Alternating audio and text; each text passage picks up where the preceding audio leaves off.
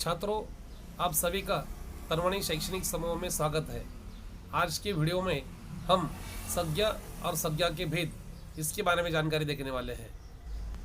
जिस शब्द से किसी व्यक्ति, वस्तु, प्राणी, स्थान, गुण, भाव आदि के नाम का ज्ञान होता है उसे संज्ञा कहते हैं। जैसे विराट, धोनी, गांव, रोहित, आम, ऐसे कई उदाहरण हम यहाँ देख सकते हैं। ये क्रिकेटर का उदाहरण, ये गांव का उदाहरण है। नदी भी कह सकते हैं हम, या फिर घर, गाड़ी, ऐसे उदाहरण जो है ये संज्ञा के ही उदाहरण है। और ये मोबाइल का उदाहरण है, ये भी संज्ञा है। दूसरा उदाहरण हम देखेंगे गाय, गाय का उदाहरण, ये भी संज्ञा है।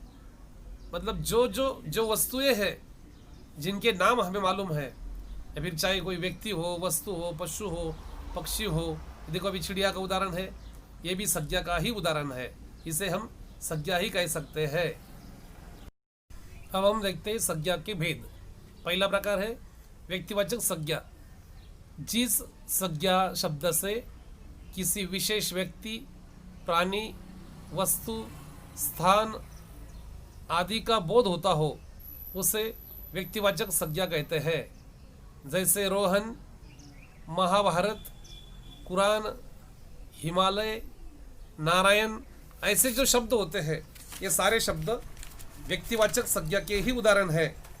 व्यक्तिवाचक संज्ञा के और भी हम कई उदाहरण देख सकते हैं। जैसे सिरसन का मुंह लाल हो गया।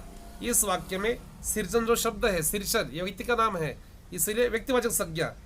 टैक्सी से हम मडगांव पहुंचे, मडगांव गांव का नाम है, इसलिए व्यक्तिवाचक संज्ञा। रहमान ने लक्ष्मी की पीठ पर डंडे बरसा दिए।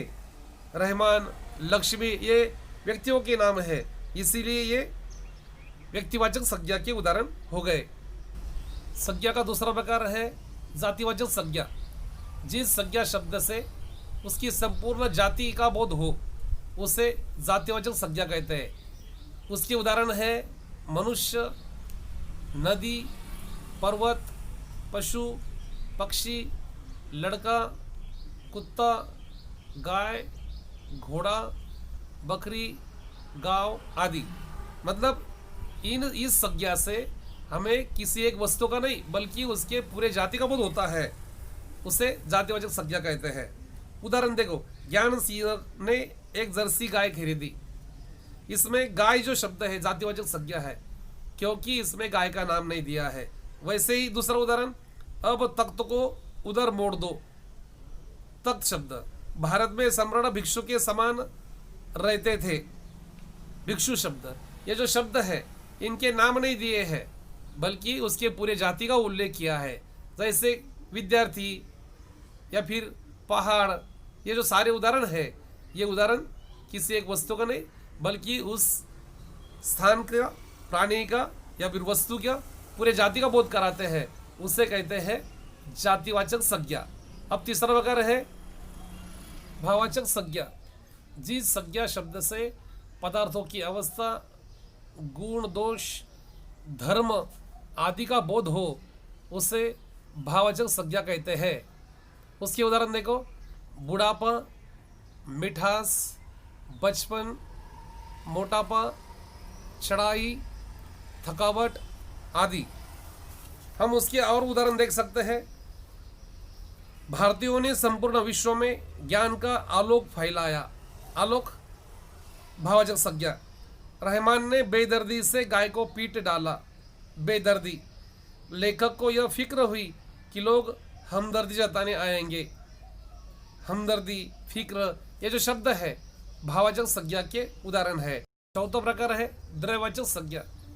जिन संज्ञा शब्दों से किसी धातु, द्रव्य या पदार्थ के नाम का बोध हो उन्हें द्रव्यवाचक संज्ञा कहते हैं। इसके उदाहरण घी, तेल, सोना, चांदी, पीतल, चावल, कोयला आदि। दाल में घी डालो, इस वाक्य में घी जो शब्द है ये द्रव्यवाचक संज्ञा का उदाहरण है। लक्ष्मी ने 2 दिन से दूध नहीं दिया। दूध जो शब्द है द्रव्यवाचक संज्ञा है। सोना चांदी और भी महंगे होते जा रहे हैं। ये जो शब्द है सोना चांदी, ये हो गए द्रव्यवाचक संज्ञा के उदाहरण। आखिरी भेद है समूहवाचक संज्ञा। जिन संज्ञा शब्दों से व्यक्तियों, वस्तुओं आदि के समूह या झुंड का बोध हो, उन्हें समूहवाचक संज्ञा कहते हैं। जैसे सभा, कक्षा, सेना, भीड़, पुस्तकालय, दल, पुष्पगुच्छ आदि। भारतीय सेना ने चीनियों के छक्के छुड़ा दिए। ये जो उदाहरण है, इस उदाहरण में सेना शब्द जो है समूह का बोध कराता है, इसलिए समूहवाचक संज्ञा हो गई। बकरियों का झुंड उछल कूद मचा रहा था। झुंड शब्द है, यानी बकरियों का समूह हमें दर्शाता है, इसलिए झुंड शब्द समूहवाचक संज्ञा। सैनिकों की टुकड़ी आगे बढ़ी। टुकड़ी ये जो शब्द है ये समूहवाचक संज्ञा का ही उदाहरण है। इस प्रकार हमने संज्ञा के जो 5 भेद थे उसके बारे में जानकारी देख ली है। अंत में आप सभी से नम्र निवेदन है कि ऐसे ही नए नए वीडियो आपको देखने को मिले, इसलिए मेरे चैनल को लाइक करना और सब्सक्राइब करना ना भूले, और अंत में कमेंट बॉक्स में कमेंट भी लिखना ना भूले। धन्यवाद।